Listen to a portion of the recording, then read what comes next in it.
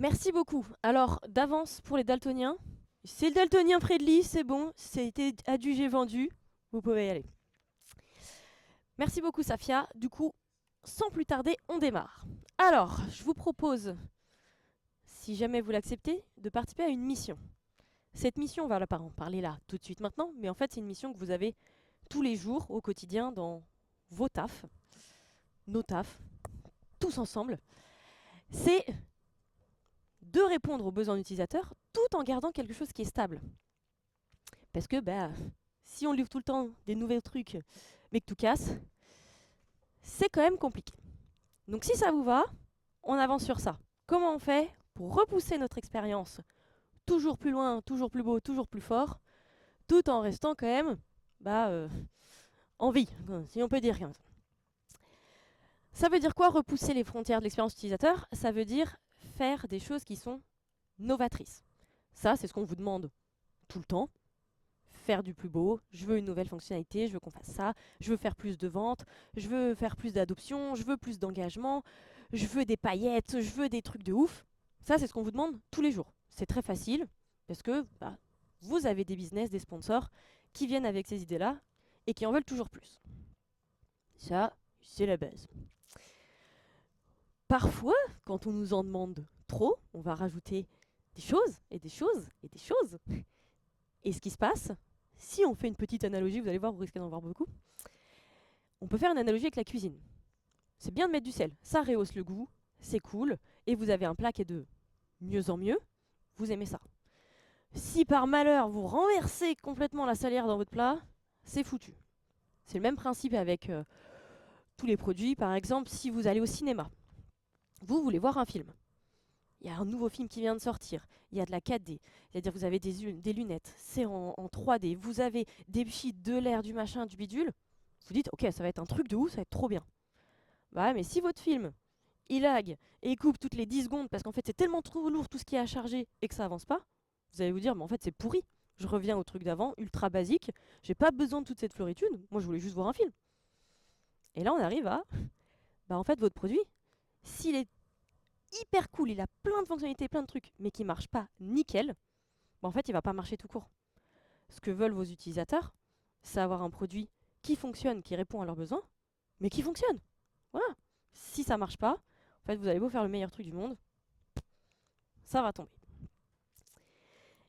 Et quand on dit ça va tomber, en général, c'est là que vient la notion de dette technique. C'est un gros mot, c'est un mot que vous utilisez tout le temps, et en général, vous avez toujours la même réponse. On fera ça plus tard. Bah oui, parce que c'est pas forcément quelque chose qui délivre de la valeur. Qui délivre de la valeur d'un point de vue business. Et encore, on va voir ensemble comment justement on fait pour que si, en fait, toute cette dette technique dont on parle, elle apporte de la valeur. Elle gagne pas forcément de l'adoption, elle gagne pas forcément des ventes en plus. Par contre, elle favorise peut-être l'engagement, elle favorise peut-être la stabilité qui fait que va y avoir de l'adoption à terme. Je vous le passe, mes dettes techniques, on voit tous de quoi ça parle.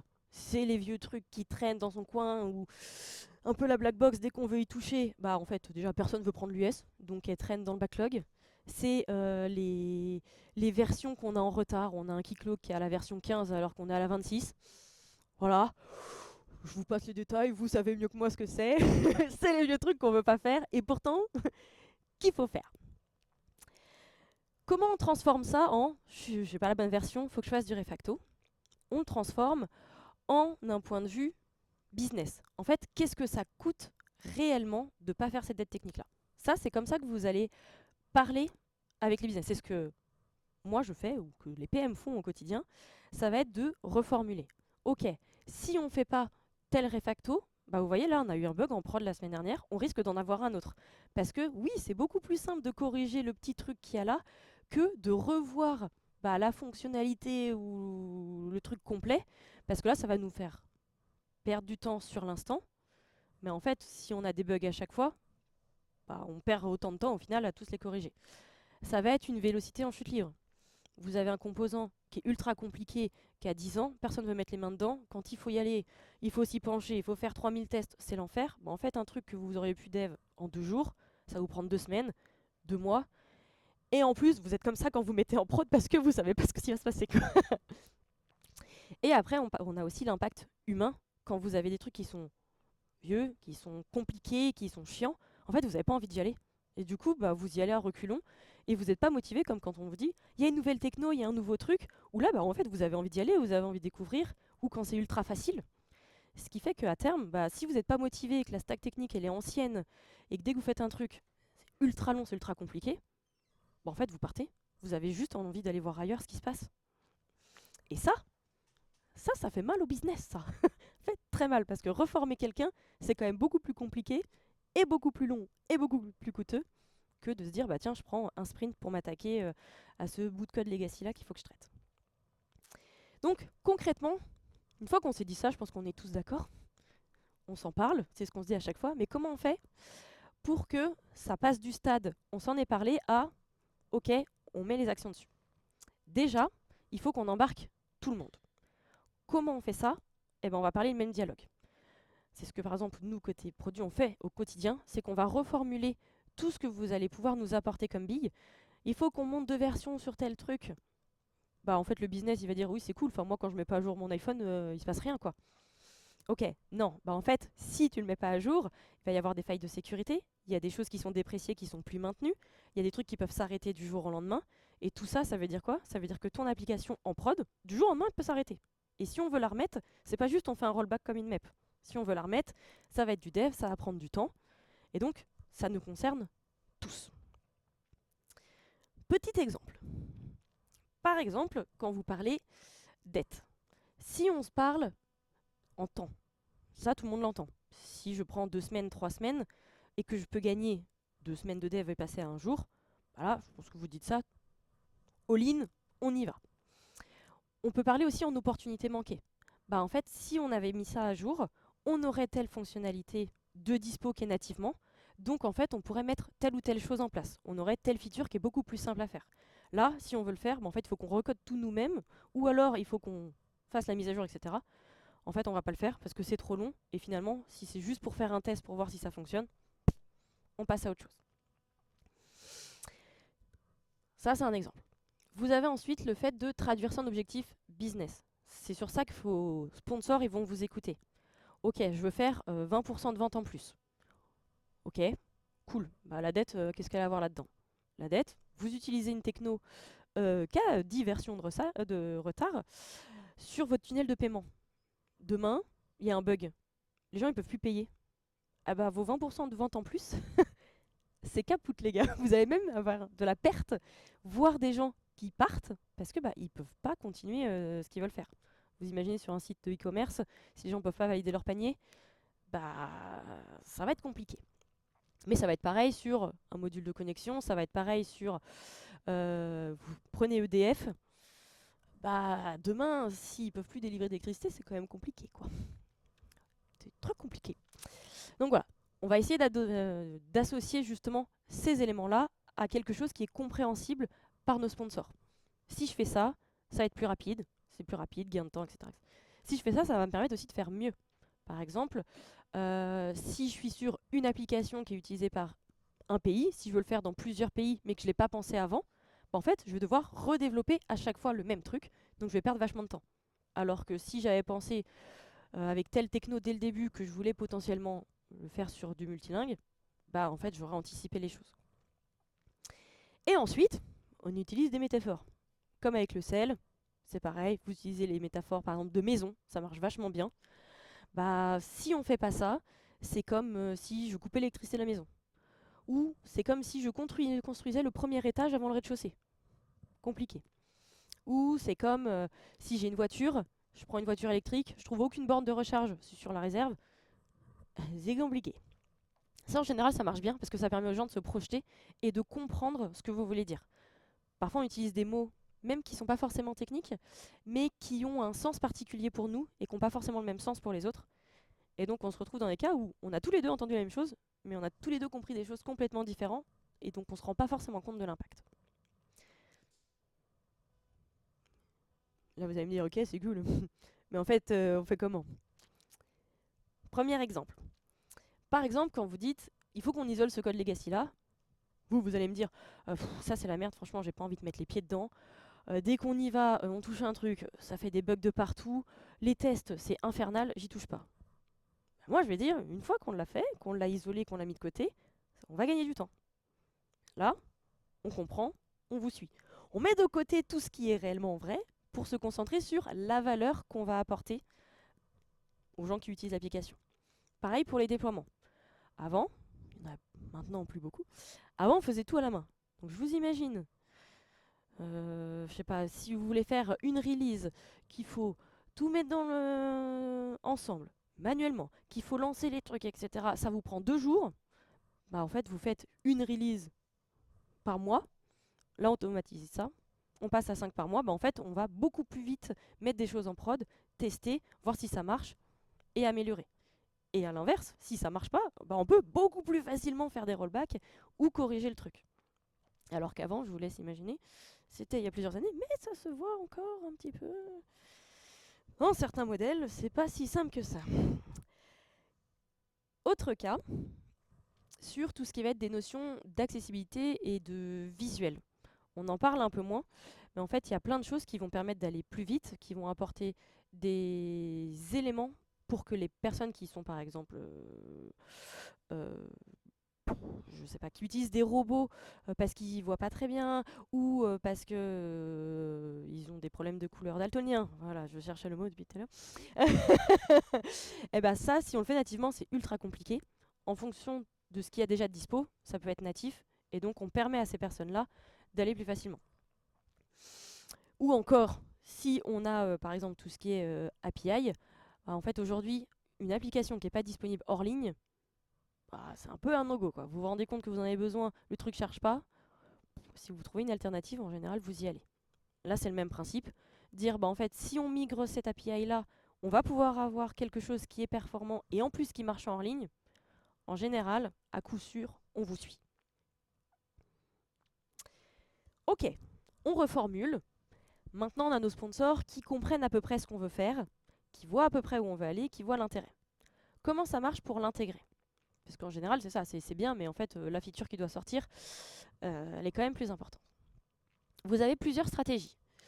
Maintenant qu'on a mis ça au même niveau, c'est-à-dire qu'en termes de business, vous êtes capable de dire cette fonctionnalité-là, cette nouveauté, elle va me rapporter tant de ventes, je dis une bêtise, tant de personnes qui vont se connecter ou autre, et ce bug-là, cet élément-là, cette refacto-là, si je la fais pas, j'ai tant de pertes. En fait, déjà, vous avez mis à plat les termes les éléments qui servent à prioriser. Ensuite, vous avez plusieurs stratégies. Soit vous avez la stratégie de réserver un bout du sprint, de dire bah, en fait dans ce sprint là j'ai ma vélocité ou ma capacité qui est de temps, bah, en fait de base j'intègre des US dedans. Ça marche pas forcément toujours. Pourquoi? Parce que bah, on a toujours des urgences, on a toujours des TTM à respecter, ce genre de choses, et en général les premières choses qui sautent, c'est ça. Mais c'est déjà une bonne idée si vous vous dites qu'il y a un petit peu de temps qui est alloué, au moins ça sécurise un peu. Ce que j'aime beaucoup, moi, c'est la réfactorisation opportuniste. Ça veut dire quoi? Ça veut dire que quand on a un peu le temps, qu'on fait une nouveauté, on va essayer de rajouter des petits bouts en même temps. Ça se voit pas. Ça se voit pas. On fait en sorte que ça se voit pas trop. C'est-à-dire que là où on dit ah c'est complexité M, ça va nous prendre 2 sprints. En fait, si ça prend 2 sprints et demi, c'est pas grave. L'impact il va être là à la fin. Personne ne vous dira rien. Et en plus, vous en aurez profité pour changer un bout. Ok, il y a tel écran où on a des problèmes justement d'accessibilité. On va en profiter quand on ajoute cet élément-là, ce bouton-là, pour revoir un peu nos couleurs ou modifier notre DS. Ou alors, on a un élément à refacto. Ok, ça tombe bien parce que comme on a cette feature-là, on va l'ajouter. En fait, c'est une manière de marketer le truc en se disant, bah, ça peut prendre une semaine, on va en prendre 2. Le résultat, il est le même pour le business, mais en fait, pour nous, beaucoup mieux. Ou alors, on profite du temps d'apprentissage. Quand vous faites des A/B tests en général, il y a le moment où on met en prod, qu'on laisse tourner, et on se rend compte après si on veut vraiment le déployer à grande échelle ou pas. On peut profiter de ce temps-là pour, au lieu de se dire on lève les crayons, on fait plus rien, pour dire bah, en fait, on va profiter du temps où on n'est pas vraiment sûr de vouloir lancer ou pas, pour se dire bah tiens, je vais avancer sur tel refacto, tel élément. D'un point de vue business, c'est de toute façon, quoi qu'il arrive, il faut qu'on attende parce qu'on n'est pas sûr du résultat. On va pas mettre en prod un truc comme ça tout d'un coup. Donc autant utiliser ce moment à bon escient. Je vous avoue, moi j'utilise tout le temps la règle du milieu parce que c'est celle qui marche le mieux. Et surtout quand on parle de PI planning ou autre, ça se voit. Et en général, on vous dit mais si vous faites pas ça, vous avez 20% de bande passante en plus. Pas vraiment. Alors que là, ça permet d'être un peu plus libre. Et en plus, nous, ça nous permet de prioriser des techniques qu'on veut mettre en place en fonction de ce qui va arriver. Parfois, vous vous dites, il y a ce truc-là qui est ultra important. Et en fait, dans les futures features qui arrivent, c'est pas forcément cet élément-là qui est le plus important. Donc en plus, nous, ça nous permet d'avoir cette vue-là et de prioriser notre dette. Ça va, vous suivez pour l'instant. J'espère que vous êtes prêts parce qu'après, ça va être à vous de jouer. Donc, ce qu'on se dit, si on résume, l'objectif, toujours à garder en tête, on veut lancer des nouvelles features. De toute façon, c'est comme ça que marche le business. Il faut avoir des idées novatrices, il faut rester à la pointe. En fait, votre produit il fonctionne s'il répond à un besoin. Les gens, ils ont toujours des nouveaux besoins. Vous avez besoin de vous démarquer, vous avez besoin de sortir du marché pour pouvoir être utilisé. Si vous n'avez pas quelque chose qui fait que les gens vont venir, en fait, vous avez beau avoir le produit le plus stable techniquement, avec la dernière version de tout, si ça répond pas à un problème, ne sera pas utilisé. Mais en fait, c'est pas tout. Vous le voyez bien, vous, si vous avez un truc qui marche pas, en général, vous passez à autre chose et c'est fini. Bah là, c'est le même principe. On peut innover, mais pas à tous les coups. Et on refait la petite analogie de si on ne traite pas à des techniques, on perd des utilisateurs. Du coup, c'est un peu comme les chaussettes dans la machine à laver. Quand on en perd une fois, ça va. Si on en perd toutes les semaines, ça commence à être très chiant quand même. Donc, si ça vous va, on va faire un petit jeu. Je vais vous mettre dans les conditions d'un product manager qui a une équipe qui vous remonte des sujets. Donc, vous allez avoir de la réfacto à faire, de la dette à traiter, peu importe ce que c'est. Et ce sera à vous de choisir quel est le moyen le plus efficace pour arriver à faire prioriser cet élément-là dans la roadmap. Donc, je vais vous mettre plusieurs propositions. Je vais vous mettre un contexte, plusieurs propositions, et c'est à vous de choisir quelle est la justification la plus logique pour réussir à faire prioriser votre élément. Ça vous va? J'avais oublié de passer la slide. Donc, c'est parti. J'en avais une deuxième. Hop là, c'est parti. Question numéro 1. Vous avez une montée de version de framework à faire. 3 propositions. Proposition 1, vous avez 3 versions de retard. C'est la honte. Voilà. Proposition 2, le support de votre version actuelle s'arrête bientôt, ce qui nous expose à des failles de sécurité et un coût de maintenance croissant. Version numéro 3, la dernière version elle a un dark mode dans la doc, ce serait trop dommage de passer à côté. Tout le monde dit la 3. Alors, je vous conseille de compter vos points, parce que, bien évidemment, c'était pas la 3, c'était pas la 1 non plus, c'était la 2. Je vous explique pas pourquoi, je pense que vous voyez très bien. Pour info, tous les exemples que je vous mets sont tirés d'expériences personnelles. Comme ça. Question numéro 2. Vous voulez refactorer une zone de code avant d'ajouter une nouvelle feature. Qu'est-ce que vous dites? Ce code il est trop vieux, on ne peut pas facilement bosser dessus. C'est l'occasion d'utiliser ce design pattern là que j'ai jamais testé. Ou l'implémentation actuelle est trop rigide, sans refacto, la nouvelle feature sera plus lente à développer et plus fragile. Ça devient compliqué là. Hein. Non. Écoute, peut-être que c'était la même personne dans le même contexte, voilà. Effectivement, c'est la réponse 3. Bon, pour l'instant, vous êtes à peu près à 1 sur 2. C'est pas mal. Question 3. Vous devez justifier une tâche technique dans un sprint déjà chargé. Ça, on l'a tous déjà vécu. Je pense que vous êtes bien dans le contexte. Alors, 1. C'est une dette critique qui a déjà causé plusieurs bugs en prod. La corriger maintenant, c'est réduire le risque de régression. 2. Si on ne fait pas maintenant, on ne le fera jamais. 3. C'est toujours quand c'est trop tard et que la prod est cassée qu'il faut faire des refactos en urgence.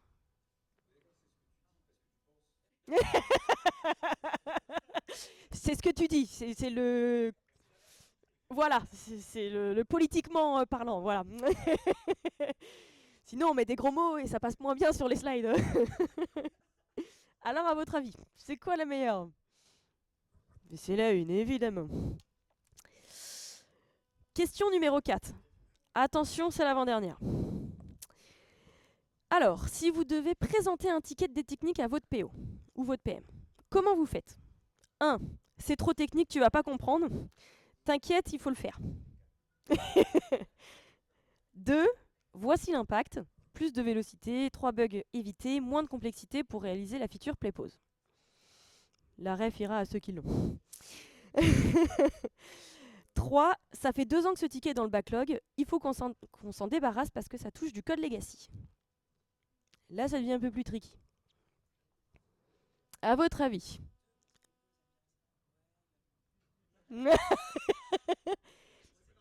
Tout le monde est d'accord sur la 2? Allez. C'est vrai. Eh ben, vous avez raison, c'est la 2. On est pas mal. C'est pas mal. Alors, dernière question, attention.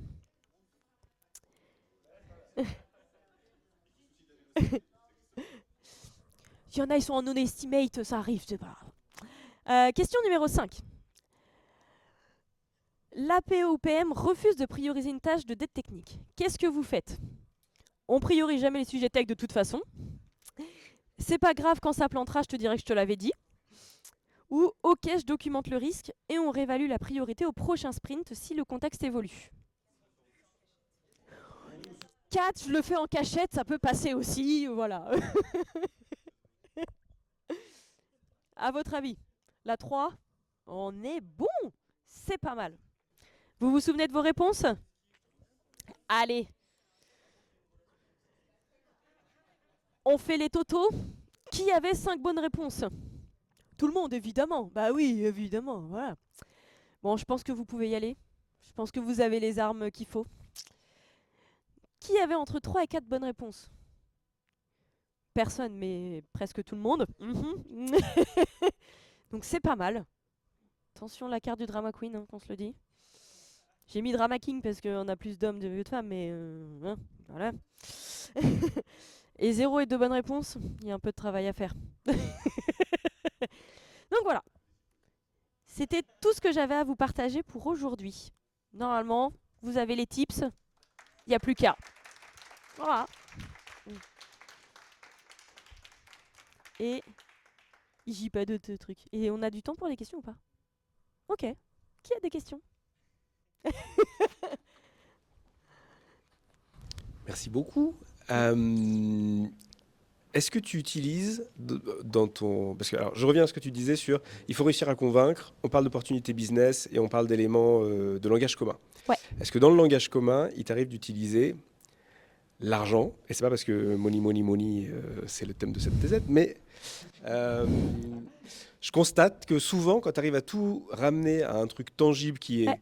en cash, ça revient à quoi? Mm. Ça parle toujours beaucoup, tu vois. Et Ouais. j'ai plein d'exemples en sécu sur ce contexte-là, notamment. Et voilà. Est-ce que c'est un truc, un levier que tu utilises Tout le temps. pour aller convaincre côté business? En fait, tous les objectifs business, ils sont tirés sur de l'argent. C'est si on génère plus de ventes ou moins de ventes, bah, c'est tant d'argent qu'on ramène. Si on a plus d'adoption, bah, c'est plus de gens qui utilisent le service, donc potentiellement qui vont aller chercher d'autres trucs. Ça marche quand on fait de la vente. Quand on fait des choses sans vente, ça va être plus on a de monde, plus ils voient de pub, plus ça rapporte. Donc en fait, tous les objectifs business, à un moment, ils amènent à de l'argent. Même quand on fait des efficiences, ça fait moins de clics, moins de machin. Bah en fait, moins de clics, c'est moins de temps passé. Une personne à la journée, bah, elle est payée tant. Donc si elle passe 10 minutes de moins sur cet élément-là, 10 minutes de moins, tu fais ton ratio, on gagne potentiellement 30 euros, 50 euros sur ça. Donc tout le temps, tu ramènes toi l'argent. Tu parles pas forcément monnaie directement, parce qu'en fait, la majorité du temps, tes sponsors, ils savent ce que ça rapporte. Dire j'augmente de 1% ou de 2%, eux, ils ont déjà fait le calcul de bah, si mon objectif c'est de gagner 10%, ils savent combien d'argent ça fait.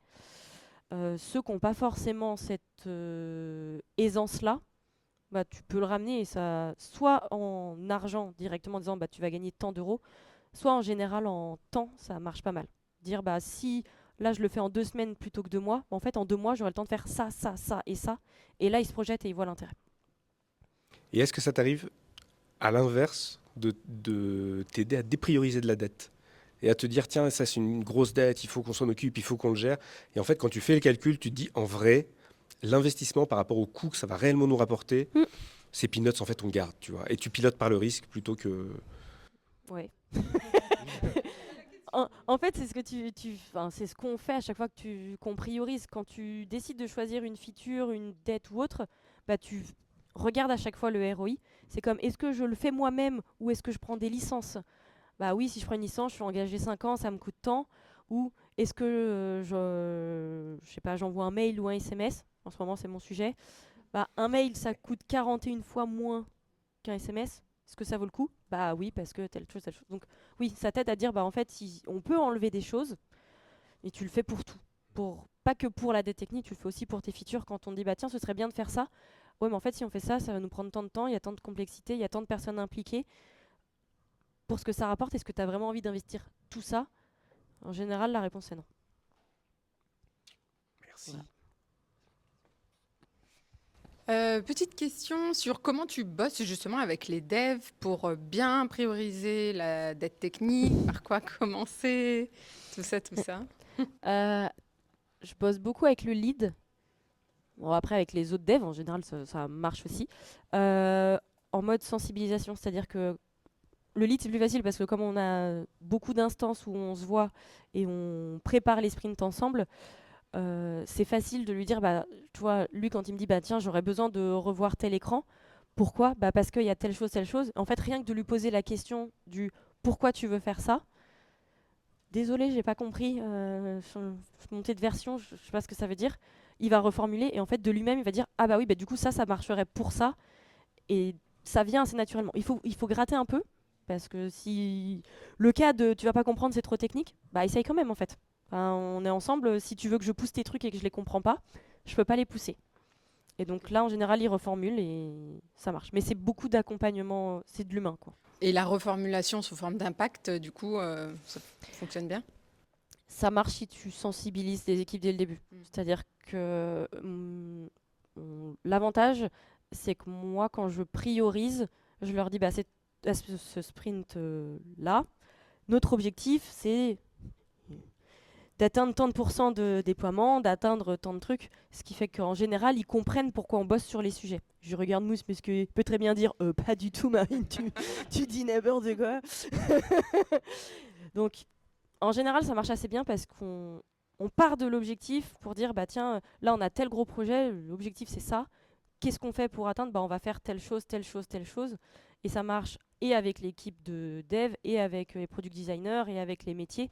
C'est bah, en fait ça c'est super cool, mais par rapport à l'impact que ça va fournir, VS ça, bah, en fait focusons-nous d'abord sur celui-là. Et oui, ça c'est super chiant, ça te prend 10 minutes, mais en fait tu le fais 2 fois par mois. Ça te prend 1 minute, et tu le fais tous les jours. Donc voilà. Ok, merci. Voilà. Est-ce que vous avez d'autres questions? Ah, c'est fini. Bah, tout était clair. Merci beaucoup.